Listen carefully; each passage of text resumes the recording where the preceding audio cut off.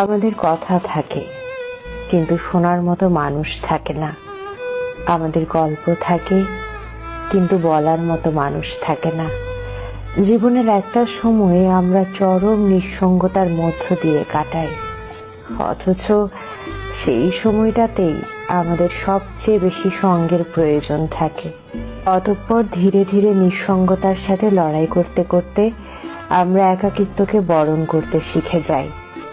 নিজের মাঝে নিজেকে গুটিয়ে নেই, কথাগুলো হজম করে ফেলি, গল্পগুলো ভুলে যাই।